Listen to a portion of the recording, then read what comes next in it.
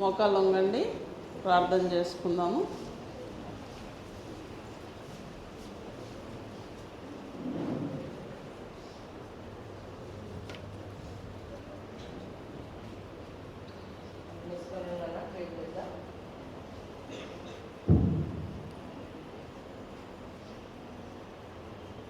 మీరు కూడా మనసు ప్రార్థన చేసుకోవాలండి. నేను ఇప్పుడు లెసన్ మీద పోతున్నాను ప్రభా, నాకు మాట్లాడు. ఈ స్వరం మెల్లని స్వరం నేను వినడానికి నాకు సహాయం తెచ్చి నా మనసు వేసుకోవాలని స్వాధీనంలో వచ్చుకో ప్రభా అని చెప్పేసి ప్రార్థన చేసుకోవాలన్నాను. మనసులో మిగిలిగా ప్రేమిస్తున్నామా ప్రభా తండ్రి, మేము పాల్గొసుకోవడం ప్రభా వ్యాపారంలో ప్రయత్నిద్దాం. ఒకసారి 9th డే ప్రీవియస్లో మీ మందిరంలో ఈ రీతిగా చేరడానికి ధారాళమైన ప్రవేశం బట్టి మేము స్థుతించుకుని ఆరాధిస్తూ వస్తాం ప్రభా. అన్ని పరిస్థితులు అనుకూలపరచం, ఆరోగ్యం ఇచ్చాం ప్రభా, మార్గం సరళం చేసాం కాబట్టి మేము రాగలిగాం తండ్రి. మేము బట్టి మీకు వందనములు ప్రభా, స్తోత్రములు. తీసుకొచ్చిన బిడ్డలందరూ బట్టి కూడా మీకు వందనములు. ఇంకా కొంతమంది బిడ్డలు రావాల్సిన వల్ల వారి బిడ్డ తీసుకురండి, మార్గం సరళం చేయండి, క్షేమంగా నడిపించండి ప్రభా. ఈ సమయాన్ని బిడ్డలకు ఆశీర్వాదకరంగా చేయండి. మీ దాసరాలు మీ ఆత్మతో నింపండి, మీ అభిషేకం కలిగించండి, తన మాటలు అందించండి ప్రభా. తన బిడ్డలకు అర్థమయ్యేటట్టు తను చెప్పడానికి, తను చెప్పేది బిడ్డలు అర్థం చేసుకోవడానికి మీ పరిశుద్ధాత్మ సంచారం మా మధ్యలో నుంచి పరిశుద్ధాత్మ ఒప్పింపచేయమని ప్రార్థిస్తున్నాం. దైవ మా తండ్రి, బిడ్డలు ఎవరైతే రక్షణ పొందలేదో దేవా ఈ మంచి సమయంలో తిరిగి వాళ్ళని వాక్యం విని వాళ్ళ రక్షణ పొందడం సహాయం చేయండి. రక్షణ లేని వారు, రక్షింపబడిన వారు వాక్యాన్ని జాగ్రత్తగా విని రక్షణ ఏ విధంగా కాపాడుకోవాలో గ్రహించగలిగితే సహాయం చేయండి. ఈ సమయం అంతటిని ప్రభావం చేతి అప్పగిస్తూ ఎలాంటి డిస్టర్బెన్స్ లేకుండా ఎంతో నెమ్మదిగా ప్రశాంతంగా ప్రభావం జరగడానికి నీవే తోడు నీడగా ఉండి నడిపించమని ఈ రక్తాన్ని మా మీద స్థానం మీద పోషించుకుంటూ అందరంలో స్తోత్రం చెల్లిస్తూ బాబు తీసుకెళ్ళి స్థితించి ప్రార్థించుకుంటున్నాను తండ్రి. ఆమేన్. ఈరోజు ఎన్నో రోజు? 9th. కాబట్టి 8 లెసన్స్ మీరు విన్నారు. ఈరోజు 9th డే. మన మెయిన్ థీమ్ ఏంటి? A good soldier of Jesus Christ. క్రీస్తు యేసు యొక్క మంచి రానువాడు. సోల్జర్ అంటే ఎలా ఉంటాడు? చాలా చురుగ్గా ఉంటాడు. తన గురించి, తన భార్య గురించి, పిల్లల గురించి ఆలోచన చేస్తాడా సోల్జరు? చెయ్యడు. ఎందుకు చెయ్యడు? తన ముందు ఏముంది? యుద్ధం జరుగుతూ ఉంది. యుద్ధం జరిగేటప్పుడు దేని కొరకు పోరాడతాడు అతడు? ఏ దేశం కొరకు తాను నిలబడ్డాడో, ఏ దేశంలో తాను సైనికుడిగా ఉంటున్నాడో ఆ దేశం యొక్క విజయం కొరకు కృషి చేస్తాడు. తన ప్రాణాలు ఒడ్డైనా సరే ఆ దేశాన్ని రక్షించాలి అనేటటువంటి ముఖ్య ఉద్దేశంతోనే తను ఉంటాడు. అవునా? లేక నిద్రపోతూ, ఏడుస్తూ, కళ్ళు పులుముకుంటూ అట్లుంటారా? ఉంటారు కదా, యాక్టివ్గా ఉంటారనమాట. అలాగనే యేసు ప్రభువును నమ్మినటువంటి మనం కూడా సైనికులు లాంటి వాళ్ళం.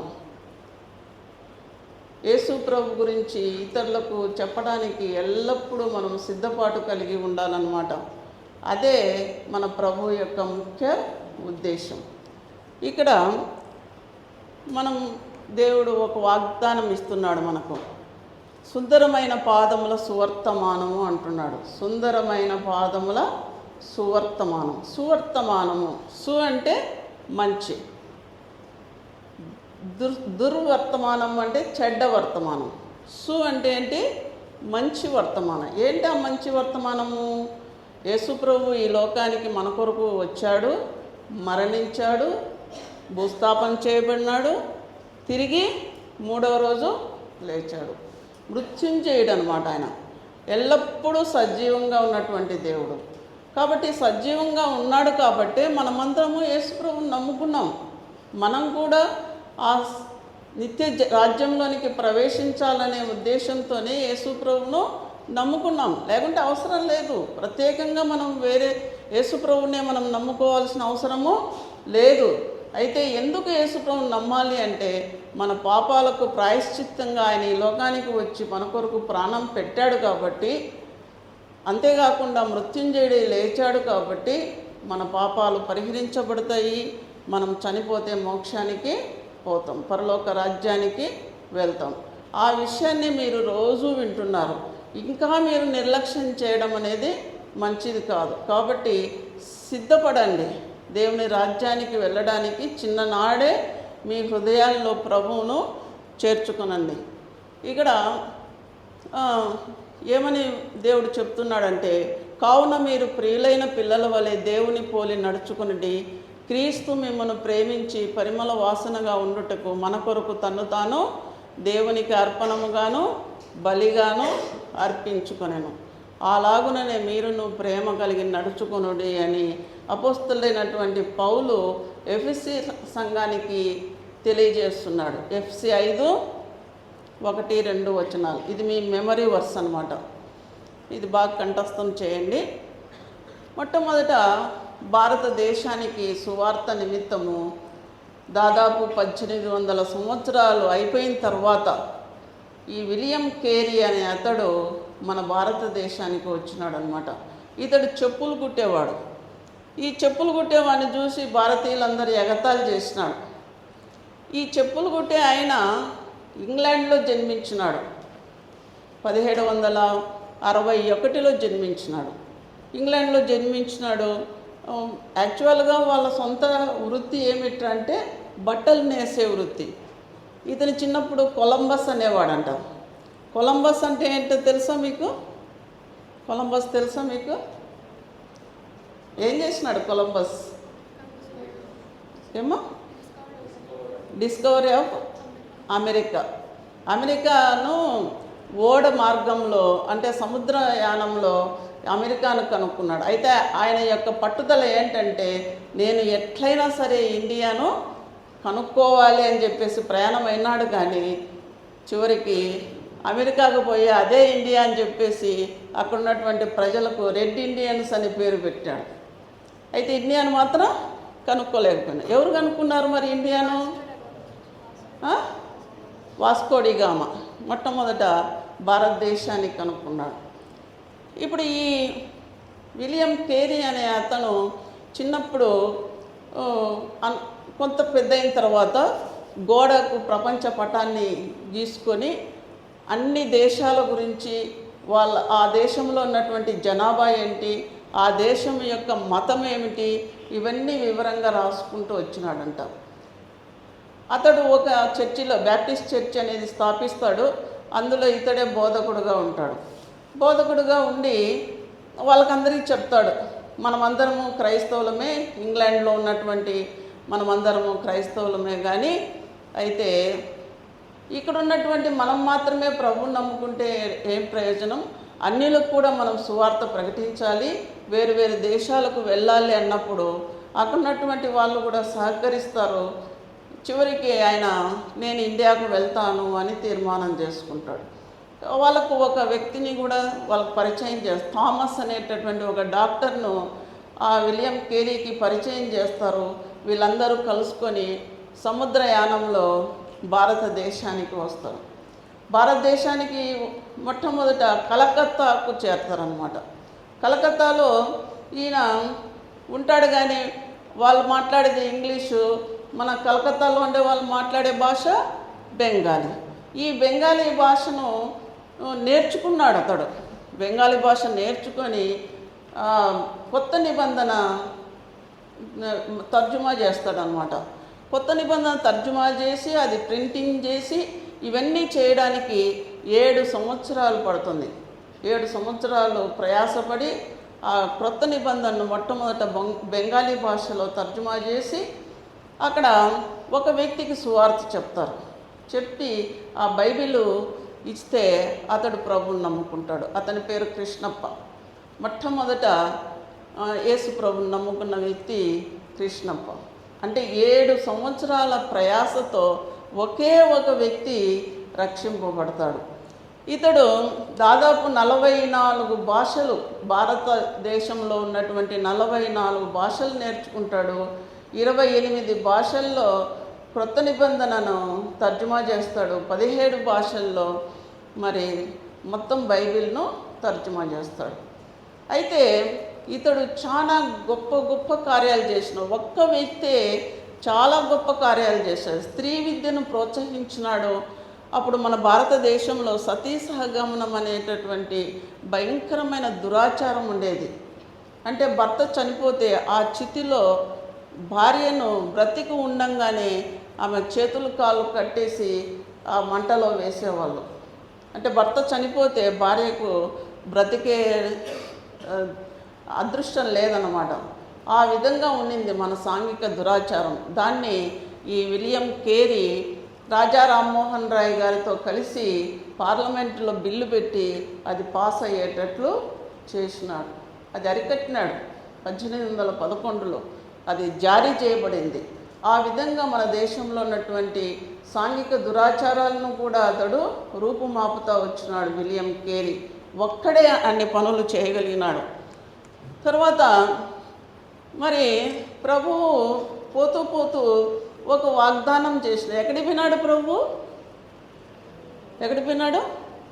3.5 సంవత్సరం సువార్త చెప్పాడు.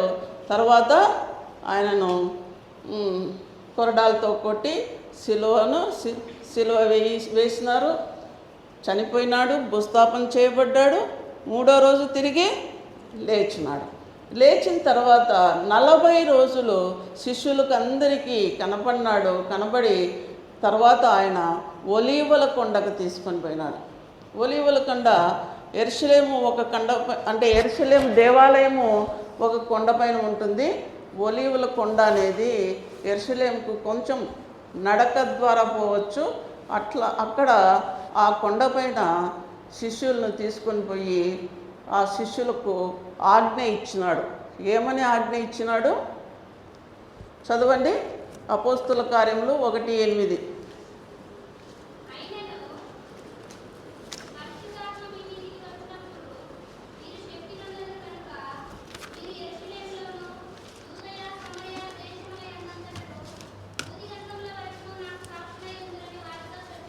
అబ్బాయిలు కూడా ఒకరు చదవండి అమ్మా.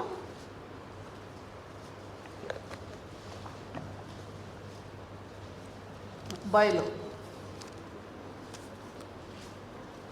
వెనకెళ్ళకే ఉంటారా?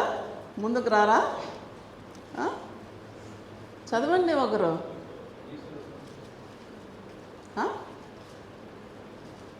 అపోస్తుల కార్యములు 1:8. ఇంగ్లీష్లో అయినా చదవండి.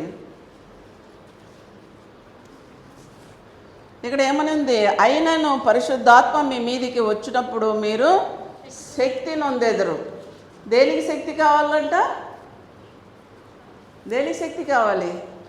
యెరూషలేములోను యూదయ సమరయ దేశాలలోనూ భూదిగంతములకు నాకు సాక్షులై ఉండుడి అని ప్రభు చెప్తున్నాడు. శిష్యులకి ఏమని చెప్తున్నాడు? నాకు సాక్ష్యంగా ఉండండి. దేనికి సాక్ష్యంగా ఉండాలి? యెరూషలేములో యూదయ సమరయ ఈ దేశాలన్నింటికి వెళ్ళి మీరు సువార్త చెప్పాలి. దీనికి మీరు నాకు సాక్షులు. శిష్యులకి ఏమని చెప్తున్నాడమ్మా? సాక్షులై ఉండండి నాకు అంటున్నాడు. ఎక్కడెక్కడ మీరు సాక్షులుగా ఉండాలంటున్నాడు? యెరూషలేములో మీరు మొదలుపెట్టేసి. యెరూషలేములో ఎందుకు మొదలు పెట్టాలి?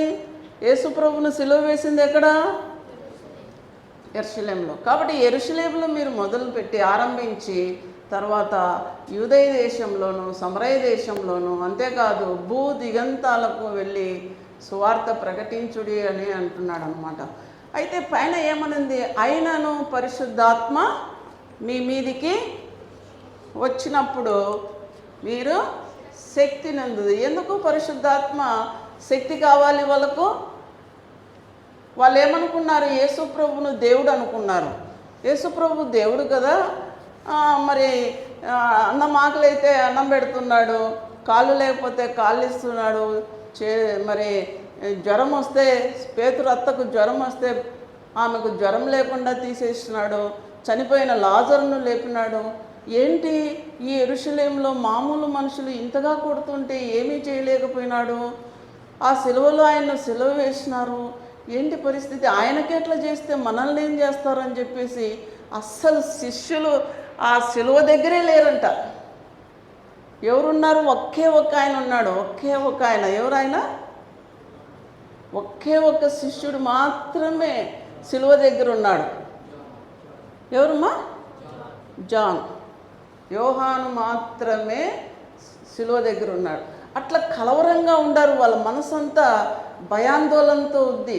అలాంటప్పుడు దేవుడు వారికి ధైర్యం చెప్తున్నాడు. అయినను పరిశుద్ధాత్మ మీ మీదికి వచ్చినప్పుడు మీరు శక్తి నందురు. పరిశుద్ధాత్మ మీ హృదయాలలో ఉంటాడు, అప్పుడు మీకు శక్తి వస్తుంది. మీరు యెరూషలేములోనే కాదు, మొత్తం ప్రపంచమంతా కూడా మీరు సువార్త చెప్పాలి అనేటటువంటి ఆజ్ఞను వాళ్ళకి ఇచ్చి ప్రభువు ఆరోహణమై వెళ్ళిపోతాడనమాట. అయితే అపోస్తులైనటువంటి పౌలు రక్షింపబడిన తర్వాత అంత్యోక్య వాళ్ళతో మాట్లాడి మనం ప్రపంచమంతా కూడా సువార్త చెప్పాలి, కేవలం యెరూషలేములో మాత్రమే కాదు, మొత్తం అన్యులకు కూడా మనం సువార్త చెప్పాలి అని చెప్పేసి తీర్మానం చేసుకొని సౌలు బర్నబాను తీసుకొని సువార్తకు ప్రయాణమై వెళ్తూ అక్కడ ఉన్నటువంటి ప్రజలతో అంటాడు, మరి అందరు రక్షింపడాలి కదా. యోవేలు గ్రంథం 2:32లో ఏమని రాయబడింది? ప్రభు నామమును బట్టి ప్రార్థన చేయువాడెవడో వాడు రక్షింపబడుననింది యోవేలు 2:32లో. మరి అందరూ రక్షింపబడాలి అంటే అందరూ ప్రార్థన చేయాలి ప్రభువుకు. ప్రార్థన చేయాలి అంటే ఏముండాలి? 4 ప్రశ్నలు వేసినాడు ఆయన. విశ్వసింపని వానికి ఎట్లు ప్రార్థన చేయుదురు. నెక్స్ట్ రెండోది, వినని వాణిని ఎట్లు చదవండి, వినని వాణిని ఎట్లు విశ్వసించుదురు.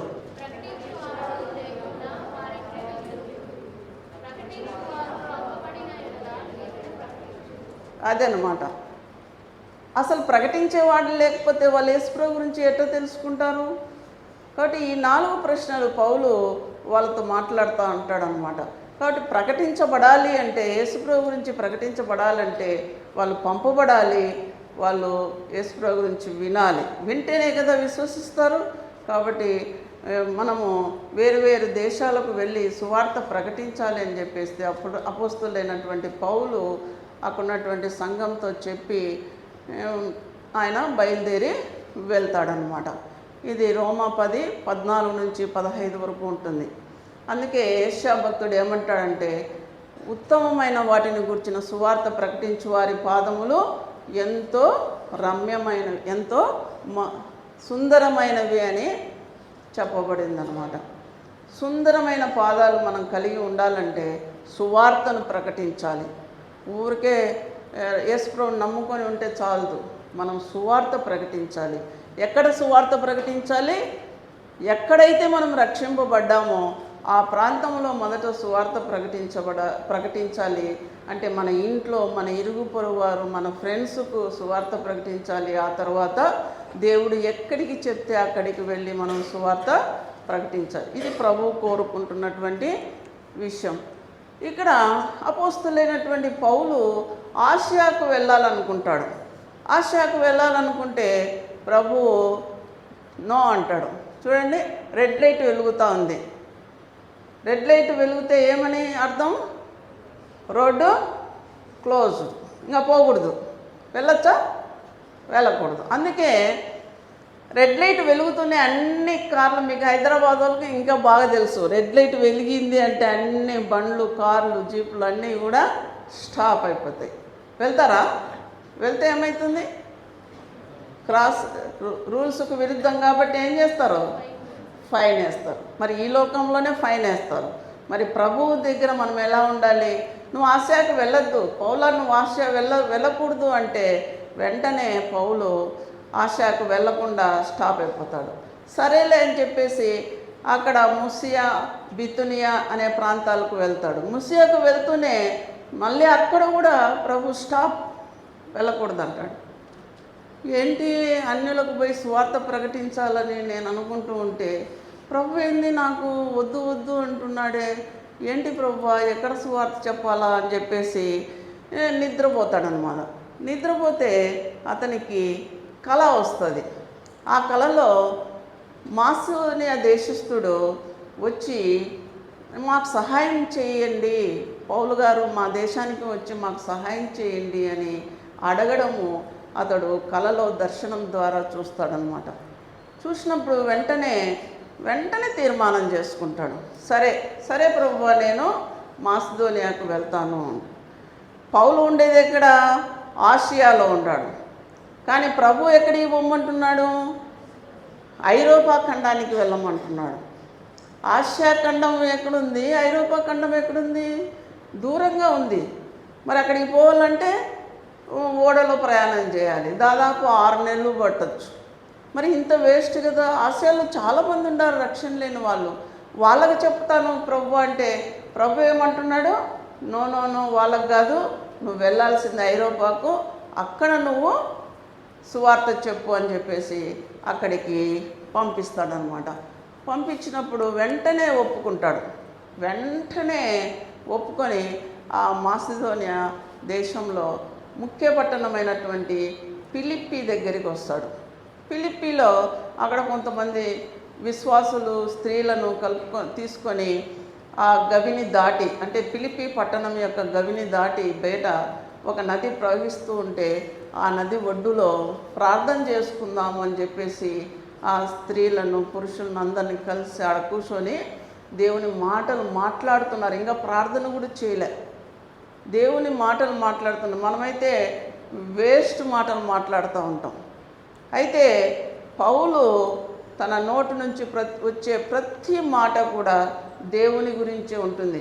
ఆ స్త్రీలతో మాట్లాడుతూ ఉండంగానే అక్కడ లూదియా అనే ఆమె ప్రభువుని నమ్ముకుంటుంది. ఈమె ఏ పట్టణస్థురాలు? తుయతైరా పట్టణస్థురాలు. ఈమె ఎవరు? తుయతైరా పట్టణస్థురాలు. ఈ తుయతైరా పట్టణస్థురాలు యొక్క వృత్తి ఏమిటి అంటే, ఆమె చేసే పని ఏమిటి అంటే పర్పుల్ పౌడర్, ఊదా రంగు పొడిని అమ్మేటటువంటి స్త్రీ. ఇది చాలా విలువైనటువంటి పొడి. ఇది తీసుకొని పోయి తన అసలు ఊరు ఎక్కడంటే ఆసియా అన్నమాట. ఆమె సొంత ఊరు ఏది? ఆసియాకు వెళ్ళి అక్కడ ఆ తుయతైరా పట్టణంలో ఆమె సువార్త చెప్పడం వలన అనేకులు రక్షింపబడతాడు. ఈనాడు తుయతైరాలో కూడా ఒక సంఘం అనేది ఉంది. ఎవరి వలన ఈ సంఘం ఏర్పడింది? లూదియా వలన. కాబట్టి లూదియా పాదములు సుందరమైనవే కాదా? సుందరమైనవి అన్నమాట. నెక్స్ట్ అక్కడ ఈ అపోస్తలుడైనటువంటి పౌలు ఏ రోజు కూడా ఖాళీగా ఉండడు, ఆయన తిరుగుతూనే ఉంటాడు. ఆ ఫిలిప్పీ పట్టణంలో వెళ్తూ ఉంటే పుతోను అనేటటువంటి దయ్యం, ఏం దయ్యమో? దయ్యాలకు పేర్లు ఉంటాయి తెలుసా మీకు? పుతోను అనేటటువంటి దయ్యము ఒక చిన్న అమ్మాయికి, అంటే మీ వయసు ఉన్నటువంటి అమ్మాయికి పడుతుందంట. పట్టి ఆమె సోదె చెప్తుందంట. సోదె అంటే తెలుసా మీకు? సోదె చెప్తుందంట. అంటే భవిష్యత్తులో ఏం జరుగుతుంది, నీకు ఏం మేలు జరుగుతుంది, ఏం నష్టం వస్తుంది, ఇదంతా చెప్పేదాన్ని సోదె అంటారు. ఆ విధంగా చెప్పేది ఆ చిన్నది. చెప్తూ ఉంటే అది చాలా లాభదాయకంగా ఉంది. ఆమె పనిచేసే యజమానులకు చాలా లాభదాయకంగా ఉంది. ఈ చిన్నది ఏం చేస్తుంది? వీళ్ళు అపోస్తలులైనటువంటి, ఇదన్నీ బైబిల్లో ఉన్నాయి, 16వ అధ్యాయం చదువుకోండి మీరు. 16 అపోస్తల కార్యములు 16వ అధ్యాయంలో ఆ చిన్నది రోజు ఈ అపోస్తలులైనటువంటి పౌలు వెళ్తూ ఉంటే వీళ్ళు ఎవరనుకున్నారు? వీరు సర్వోన్నతుడైన దేవుని పిల్లలు, వీళ్ళు యేసుప్రభు గురించి చెప్తారు, వీళ్ళ మాట వినండి, మీరు రక్షింపబడతారు, మీకు మారుమనసు వస్తుంది, మీరు పరలోకానికి వెళ్తారు. ఇట్లా అల్లరి చేస్తూ ఉందన్నమాట, కేకలు వేస్తూ చెప్తా ఉంటే ఈ చూసి అపోస్తలుడైన పౌలు ఏం చేస్తాడంటే ఆ చిన్నదాని దయ్యమును వెలగొట్టేస్తాడు. యేసు ప్రభు నామంలో దయ్యము వెళ్ళగొట్టబడినట్టనే ఆ దయ్యము ఆమెను వదిలిపెట్టేస్తుంది. ఇప్పుడు ఈ యజమానులకు మంచి లాభం ఉంది కదా, సోదె ఇంకా చెప్పలేదు ఆమె. దయ్యం ఉంటేనే ఆమె సోదె చెప్తుంది. దయ్యం వెళ్ళిపోయేసరికి ఇంకా సోదె చెప్పలేకపోయింది. అందువల్ల ఈ యజమానులు ఏం చేసినారంటే ఈ ఇద్దరిని, పౌలును శీలను ఈడ్చుకొని పోయి ఆ గవిని దగ్గర ఆ న్యాయాధిపతులకు అప్పగిస్తే వాళ్ళకు చెప్తారనమాట. ఏమని చెప్తారు, వీళ్ళిద్దరూ మన దేశానికి వచ్చి మనకు తెలియనిది ఏంటంటో చెప్పేసి పట్టణంలో గలిబిలి రేపుతా ఉన్నారు అని చెప్పేసి వాళ్ళకి అప్పగిస్తే వాళ్ళు కొట్టి జైల్లో వేస్తారు. జైలు చెరసాల నాయకునికి కూడా గట్టిగా చెప్తారు, మీరు వీళ్ళని జాగ్రత్తగా చూసుకోండి అని. అందుకే చెరసాల నాయకుడు మిగతా వాళ్ళకు ఏమన్నా ఉన్నాయి, కాళ్ళు ఫ్రీగా ఉన్నాయా?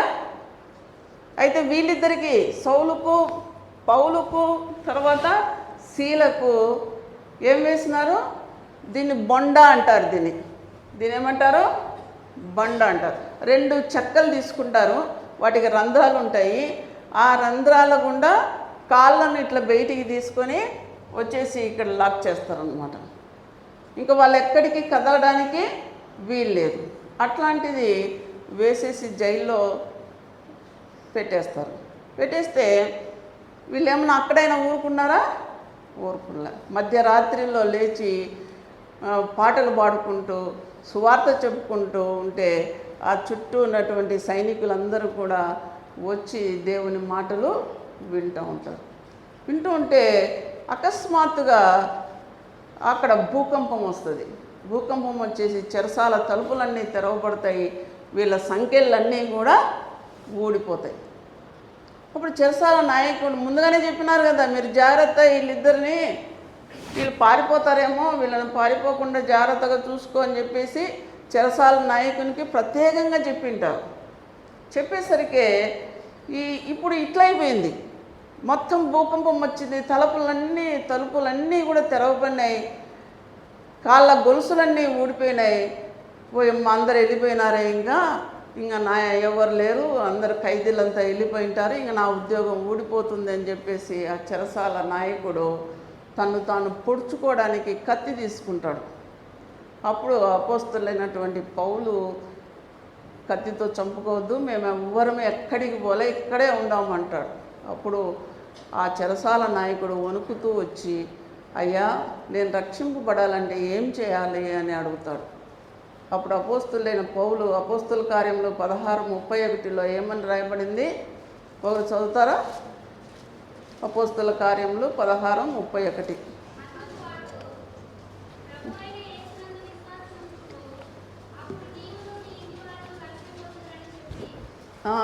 ఏమని చెప్పినాడు, ప్రభు అయిన యేసునందు విశ్వాసం ఉంచుము, అప్పుడు నీవును నీ ఇంటి వారును రక్షణ పొందుతారు అని చెప్పేసరికి ఆ చెరసాల నాయకుడు ప్రభువుని నమ్ముకుంటాడు. అంతేకాదు వాళ్ళ కుటుంబీకులందరూ కూడా ప్రభువుని నమ్ముకుంటాడు. నమ్ముకొని వాళ్ళ దగ్గరికి పోయి అడుగుతారు, అయ్యా మేము ప్రభువుని నమ్ముకున్నాం, మాకు బాప్తిస్మం ఇవ్వండి అంటే మొత్తం కుటుంబం అంతా కూడా బాప్తిస్మము తీసుకుంటుంది. గతంలో అపోస్తలులైనటువంటి పౌలుకు ఒక కళ వస్తుంది. ఏంటా కళ?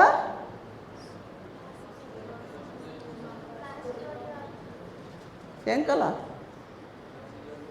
గట్టిగా చెప్పండి. మాసిదోనియా దేశస్థుడు కళలో కనిపించి ఏం చెప్తాడు, మాకు సహాయం చేయడానికి రా పౌలా, నువ్వు మా సహాయానికి రా అని చెప్తే అప్పుడు ఆయన మాసిదోనియాకు వెళ్తాడు. ఆ మాసిదోనియా దేశస్థుడే ఈ చెరసాల నాయకుడు అన్నమాట. చెరసాల నాయకుడు. ఆ విధంగా ప్రభు స్పష్టంగా అపోస్తలులైనటువంటి పౌలుతో మాట్లాడుతూ ఆయా ప్రాంతాలకు సువార్త తీసుకుని వెళ్ళడానికి దేవుడు కృప చూపిస్తూ వస్తాడనమాట. ఇట్లా ఉంటూ రాగా అక్కడే ఉన్నటువంటి ఏథెన్స్ పట్టణానికి కూడా వెళ్తాడు. ఏథెన్స్ పట్టణానికి వెళ్తూ ఉంటే ఆ వీధులలో చెక్క విగ్రహాలు చూస్తాడనమాట. చూసి వాటిపైన ఒక వర్డ్ రాయబడి ఉంటుంది, మాకు తెలియని దేవుని అని చెప్పేసి. అప్పుడు అక్కడనే మార్స్ అనే ఒక చిన్న గుట్ట లాంటి కొండ లాంటి ప్రాంతం ఉంటుంది. దాని మీదకి ఎక్కి ఏథెన్స్ వార్లారా మాకు తెలియని దేవుడని మీరు రాసుకున్నారే, ఆ దేవుని గురించి నేను మీకు చెప్పడానికి వచ్చాను. దేవుడు హస్తకృతాలయంలో నివసింపడో మన హృదయాలలోనే నివసిస్తాడు.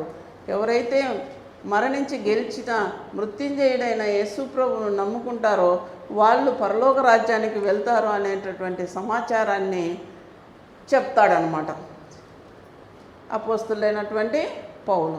ఎవరికి చెప్తాడు? ఏథెన్స్ ప్రజలకు. తర్వాత ఇతన్ని ఇతడు అంతటితో ఆగలేదు, మళ్ళీ రోమా ప్రాంతాలకు వెళ్తాడు. వెళ్తే తెలుసు ఆయనకు, రోమాకు వెళ్తే నన్ను తప్పనిసరిగా బందీగా చేస్తారు, నన్ను జైల్లో వేస్తారు, వీలైతే నన్ను చంపుతారు అని కూడా అపోస్తలుడైనటువంటి పౌలుకు తెలుసు. అయినా కూడా అక్కడికి వెళ్ళాడు. వెళ్తానే వాళ్ళు బంధించేసినారు. వీళ్ళు ఎవరి కొరకు వెయిట్ చేస్తున్నారు? పౌలు రావాలి, అతన్ని బంధించాలి అనేటటువంటి ఆలోచనతో ఉంటారు. ఆ విషయము చెప్తాడు కూడా, ప్రభు తెలియజేస్తూ వచ్చినాడు. అయినా కూడా అక్కడికి సువార్త చెప్పాలి అన్నప్పుడు ప్రభు మాటకు విన్నాడు. ఆ రోమాకు వెళ్తే అక్కడ ఈయనను బంధించేస్తారు. ఇక్కడ చూడండి, గొలుసులు ఉన్నాయి కదా, కాళ్ళకు గొలుసులు వేసేస్తారు. గొలుసులు వేసినప్పటికీ అపోస్తలుడైన పౌలు అయితే మౌనంగా ఉండలే. ఏమని అంటున్నాడు? ఒకరు చదవండి, అబ్బాయిలు చదవండి, చదవండి మా గట్టిగా చదవండి. ఒకరు చదవాలి, అక్కడ చూసి చదవండి.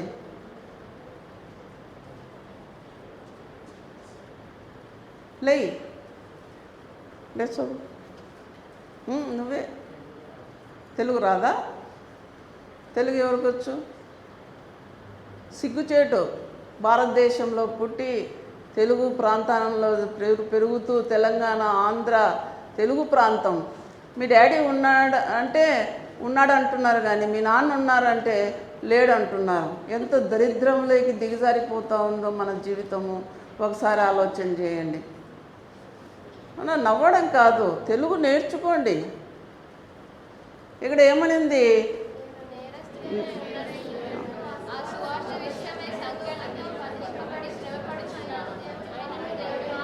అయినను దేవుని వాక్యము బంధింపబడి ఉండలేదు. అయినను దేవుని వాక్యము, నేనైతే నేరస్తునిలాగా నన్ను జైల్లో వేసి గొలుసులు వేసి, ఏ నేరస్తుడా పౌలు? నేరస్తుడు కాదు, ఏ తప్పు చేయలేదు పౌలు. అయినా ఏం చేసినారు? జైల్లో వేసినారు. నన్నైతే వేసినారు కానీ, నా కాళ్ళకైతే గొలుసులు వేసినారు కానీ నా నోరును ఎవరు కూడా మోయలేరు అని చెప్పేసి జైల్లో కూడా సువార్త ప్రకటిస్తే అనేక మంది జైల్లో ఉన్నటువంటి నేరస్తులు ప్రభువుని నమ్ముకున్నారు. అంతేకాదు కైసరి ఇంటివారు, అంటే రాజు, అక్కడ ఉన్నటువంటి రాజు ఇంటివారు కూడా ప్రభువుని నమ్ముకుంటారు. అది మీకు ఫిలిప్పీ 4:22లో ఉంటుంది. ఫిలిప్పీ 4:22 ఒకరు చదవండి. ఫిలిప్పీ 4:22. పరలోక రాజ్యంలో స్త్రీలే ఎక్కువ ఉంటారంట. చూసుకోండి, డేంజర్లో ఉండారు.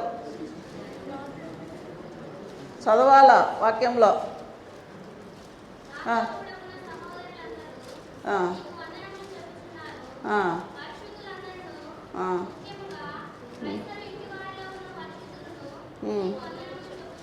నీకు వందనములు. కైసరి ఇంటి వారు కూడా నీకు అంటే సంఘంలో చేర్చబడినారు కైసరి ఇంటి వారు. అంటే రాజు కుటుంబీకులు కూడా యేసుప్రభును నమ్ముకున్నారనమాట.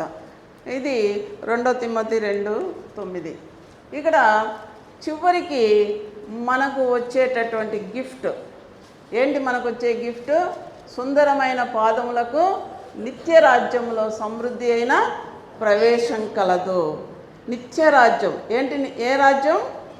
నిత్యరాజ్యం. దాన్నే మనం ఏమంటున్నాం? పరలోకం. ఈ పరలోకంలోకి ప్రవేశించాలంటే మొట్టమొదటి నుంచి అపోస్తలుడైనటువంటి పౌలుకు దేవుడు చెప్తూ దర్శనమిచ్చి, పూర్వము పౌలు ఎలాంటి వాడు అది తెలియాలి మీకు. పూర్వం పౌలు ఎలాంటి వాడు? సౌలుగా ఉన్నాడు. సౌలుగా ఉన్నప్పుడు ఏం చేసినాడు? సంఘాన్ని హింసించినాడు. ఎప్పుడైతే దర్శనం కలిగిందో, దర్శనం కలిగిన వెంటనే దేవునికి లోబడ్డాడో సువార్త ప్రకటిస్తూ వచ్చినాడు. ఏనాడైనా ఆయన ఖాళీగా ఉన్నాడా? ఒక్కరోజు కూడా ఆయన ఖాళీగా లేడు. సువార్త కొరకే ప్రయాసపడుతూ వచ్చినాడు. లాస్ట్కు ఏమంటాడంటే, నేను పానార్పణముగా నా ప్రాణాన్ని పోస్తున్నాను అంటాడు. నేను మంచి పోరాటం పోరాడి తిని నా పరుగు తుదముట్టించి తిని అంటాడు. చివరిగా అతని రోమాకు వస్తాడు. అక్కడ బందీగా ఉంటాడు. రోమా చక్రవర్తి అతని యొక్క తలను ఛేదిస్తాడు, చనిపోతాడు. కానీ ఎక్కడికి పోయినాడు? నిత్య రాజ్యంలోకి. ఈ లోకం శాశ్వతం కాదు, కొన్నాళ్ళే ఉంటాం ఈ లోకంలో. 70 ఏండ్లు, మరీ ఎక్కువ అంటే 80 ఏండ్లు, మరీ ఎక్కువ అంటే 100 years, అంతకంటే బ్రతకం. కానీ అక్కడ యుగాయుగములు మనము ఉంటామన్నమాట.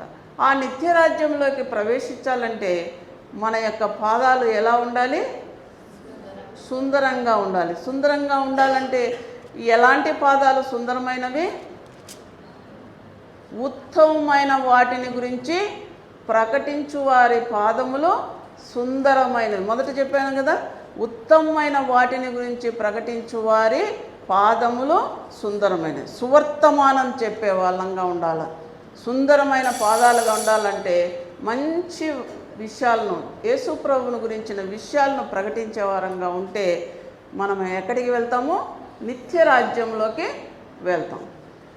ఇప్పుడు పౌలు పాదాలు గరుకు ప్రాంతాలలో నడిచినటువంటి పాదాలు. అయితే ఆ రోమా సామ్రాజ్యంలో చక్రవర్తిగా ఉన్నటువంటి ఆ రాజు యొక్క పాదాలు వజ్రాల చేత తాపబడినటువంటి చెప్పులు వేసుకున్నాడు. కానీ అతనికి ఈ అవకాశం ఉందా? లేదు. అయితే పౌలుకు అలాంటి చెప్పులు లేకపోయినప్పటికీ ఆ పరలోక రాజ్యంలో సమృద్ధి అయిన ప్రవేశం ఉంది. ఈ సమృద్ధి అయిన ప్రవేశం నీకు నాకు కావాలంటే మనం కూడా ఏం చేయాలి? మన పాదాలు ఎలా ఉండాలి చెప్పండి చూద్దాం. సువార్త ప్రకటించే వారంగా ఉండాలి. అప్పుడు మన పాదాలు సుందరమైనవిగా ఉంటాయి. చిన్న పిల్లలు ఉంటారు చూసినా కదా, లేతగా ఉంటాయి ఆ పాదాలు. వాటిని ఏం చేస్తాం? మనము ఏం చేస్తాం? ముద్దు పెట్టుకుంటామా లేదా? ముద్దు పెట్టుకుంటాం. కాబట్టి మనము సువార్త చెప్తే మన పాదాలు మన ప్రభు దృష్టికి అలాగ సుందరమైనవిగా ఉంటాయి. మీ పాదాలు సుందరంగా ప్రభు దృష్టికి ఉండాలి అంటే మీరు ఈనాడే తీర్మానం చేసుకోండి, మేము సువార్త చెప్తాము. మా ఇరుగు పొరుగు వారికి, మా బంధువులకి ప్రభు మమ్మల్ని ఎక్కడికి తీసుకెళ్తే అక్కడ మేము సువార్త చెప్తాము అనే తీర్మానం కలిగి ముందుకు వెళ్ళండి. అందుకే ప్రభు ఒక ఆజ్ఞ ఇచ్చినాడు. మార్కు 16:15లో ఏమనుంది? చదవండి, చదవండి. మా అమ్మాయిని కూడా చదవండి.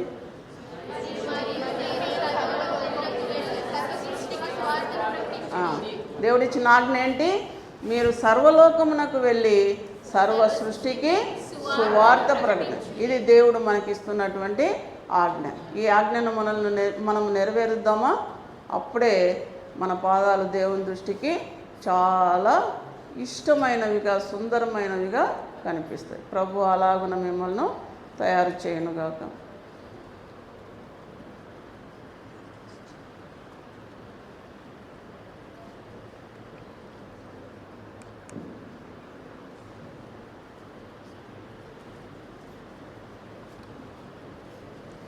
మోకాలంగండి.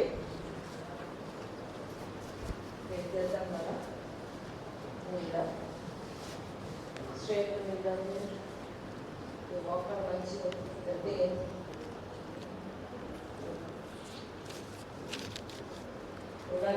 ఎవరైనా తీర్మానం చేసుకుంటారా? నేను కూడా ఇల్లు స్వార్థ ప్రకటించాలి. ఎవరైతే పాపలు ఒప్పుకొని మారుమనసు పొందారో వాళ్ళని ప్రభు పిలుస్తూ ఉన్నాడు. నా స్వార్థను ప్రకటించండి. స్వార్థను ప్రకటిస్తే మీ పాదాల్లో ఎట్లుంటాయంట? సుందరంగా ఉంటాయి. కదమ్మా, సుందరంగా ఉండాలనుకుంటున్నారా? శారీరక రీతిగా అయితే పాదాలు సుందరంగా ఉండాలని చెప్పేసి క్రీములు అవి పూస్తున్నారు. కానీ స్పిరిచువల్గా సువార్తను ప్రకటించే వాళ్ళ పాదాలు దేవుని దృష్టికి చాలా సుందరమే. వాటిని చూసి చాలా ఆనందిస్తాడు ప్రభు. కాబట్టి నాన్న, మీరు వాక్యం విన్నారు, పాపలకు మార్మల్స్ పొందాలి. మళ్ళీ ప్రభు గురించి ఎక్కడికో వెళ్ళాల్సిన అవసరం లేదు. మీ పక్కన ఉన్న మీ స్నేహితులకు చెప్తే కూడా చాలు. మీ బంధువులకి, లేకపోతే మీ రక్త సంబంధులకి, మీ నేబర్స్కి, మీకు కనపడిన వాళ్ళందరికీ కూడా ఎవరికి 2 మాటలు చెప్తే చాలు. కొంతమంది తెలియదు అసలు. ఒకసారి ఇక్కడ సువార్తకి వెళితే అమ్మ నీకు యేసుప్రభు తెలుసా అంటే ఆమె ఏమనిందంటే ఏం పండమ్మా అని అడుగుతుంది. అంటే యేసుప్రభు అంటే కూడా తెలియనటువంటి వాళ్ళు ఉన్నారన్నమాట కదా. కాబట్టి నాన్న, అట్లాంటి వాళ్ళు చాలా మంది ఉంటారు కనుక మీరు ఎక్కడెక్కడ రాబోయే దినాలు ఎక్కడెక్కడ ఉంటారో అక్కడక్కడ మీరు దేవుని వాక్యం గురించి బోధిస్తే యేసుప్రభుని తీసుకుంటారు. ఆ రీతిగా ఒకరు ఇద్దరినో నరకం నుండి మీరు తప్పించిన వాళ్ళు అవుతారు. ఓకేనా? ఏమైనా తీర్మానం చేసుకోవాలని ఉందా? నేను చెప్పాలి, నేను చేయాలని ఉండిందా? ఉందా? నేను రక్షింపబడిన నెక్స్ట్ డే నుండి సువార్త ప్రకటించుకోవచ్చు. నెక్స్ట్ డే ఇమీడియట్గా. కాబట్టి నాన్న, దేవుని సువార్త ప్రకటించిన ఒక ధన్యత, ఒక గొప్ప ఆశీర్వాదం. ఓకేనా? నేను ప్రార్థన చేసేటప్పుడు ఎవరైతే ఇంతవరకు పాపలు ఒప్పుకోలేదో పాపలు ఒప్పుకోనండి. ఒప్పుకున్న వాళ్ళు ఎవరైనా ఉంటే నేను కూడా విలియం కేరీ లాగానో లేకపోతే పౌలు లాగానో మేము కూడా సువార్తని ప్రకటించాలి ప్రభు అని చెప్పేసి నేను నాకు సహాయం చేయి ప్రభు అని ప్రార్థన చేస్తాను. ఓకేనా? కళ్ళు మూసుకో.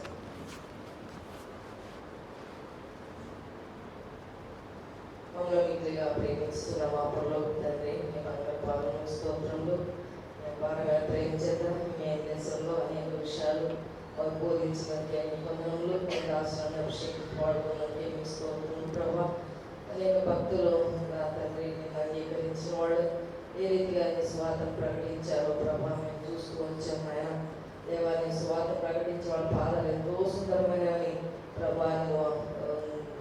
నీ మాట సెలవిస్తుంది కనుక దేవా, మా బిడ్డలు ఇంకెవరైతే రక్షింపబడలేదో వాళ్ళు రక్షణ పొందడానికి, రక్షింపబడిన వారిని కొరికే స్వార్థ ప్రకటించాలని ఒక తీర్మానంలోకి వచ్చినట్లుగా మీ దయ చూపించాను. ఎవరైనా ఒకవేళ పాపలు ఒప్పుకుంటున్నట్టు వారిని క్షమించండి, మీ బిడ్డగా అంగీకరించండి. ఎవరైనా నేను కూడా స్వార్థ ప్రకటించాలి అని ఆశిస్తే ఒప్పుకుంటూ వాళ్ళు ఆ విధంగా తీర్మానం చేసుకుంటే ప్రభా మీరు వారిని దీవించి ఆ తీర్మానాన్ని కొనసాగించుకోవడానికి రాబోయే దినాల్లో బలమైన సాధనంగా మీరు వాడుకోమని ప్రార్థిస్తున్నాం. సర్వలోకానికి వెళ్ళి సర్వ సృష్టికి సువార్తను ప్రకటించమని సెలవిస్తున్నాం ప్రభా. కాబట్టి మా పిల్లలు అనేకులు స్వార్థికులుగా ప్రభా నేను సేవించే బిడ్డలుగా నేను ఏర్పరచుకొని నియమించుకోమని ఇప్పటికే వాడుకోమని రాబోయే దినాల్లో నీ సాక్షులు నిలబెట్టుకోమని ప్రార్థిస్తూ వస్తున్నాం. పౌలు లాంటి వారిగా, విలియం కేరీ లాంటి వారిగా ప్రభా మీరు సిద్ధపరుస్తున్నారండి. హృదయ లాంటి వారిగా మీరు సిద్ధపరుస్తున్నామని ప్రార్థిస్తూ వస్తున్నాం. తండ్రి వచ్చిన నీ బిడ్డలందరి బట్టి కూడా నీకు కొన్నాం. ఎంతో గొప్ప ఉద్దేశంతో నువ్వు తీసుకొచ్చావు. నువ్వు తీసుకొచ్చిన ఉద్దేశాన్ని సంపూర్ణంగా వారి పట్ల నెరవేర్చుకోమని ప్రార్థిస్తూ వస్తున్నాం. తండ్రి బిడ్డలను బహుగా దీవించి ఆశీర్వదించు నాయన. కూడా రాస్తుండగా నీ కృపను అనుగ్రహించండి. మంచిగా అర్థపూర్వకంగా ప్రభావం అర్థం చేసుకొని రావడానికి సహాయం చేయండి. హ్యాండ్ వర్క్ కూడా కంప్లీట్ చేసుకోవడానికి నీ కృపను అనుగ్రహించండి. టీచర్స్ కూడా మీ ఆత్మతో నింపి ప్రభావం మీరు బలంగా వాడుకోండి నాయన. తగినంత ఓపికలు, బలము, శక్తిని కూడా అనుగ్రహించమని ప్రార్థిస్తున్నాం. నీతిగా ఎవరైనా అనారోగ్యం ఉంటే మా పిల్లలు కానీ మరి పెద్దవారు కానీ బాధ్యత కలిగిన వారందరి నుండి సంబంధం స్వస్థపరచమని ఈ పరిచయం ఇంతవరకు కూడా ప్రభావ ఎంతో సక్సెస్ఫుల్గా నేను చేసుకోవడానికి మీ అదృశ్య హస్తాన్ని మాకు తోడుగా ఉంచి దేవాన్ని కాపుదల మీ భద్రతనిచ్చి నడిపించినందుకే నేను హృదయమాన్ని ఆరాధించి దినపరుస్తూ ముందున్న సమయం మాకు ఆశీర్వాదకరంగా చేయను. మా కొరకు స్తుతించి ప్రార్థించి వేడుకొచ్చున్నాం తండ్రి. ఆమేన్.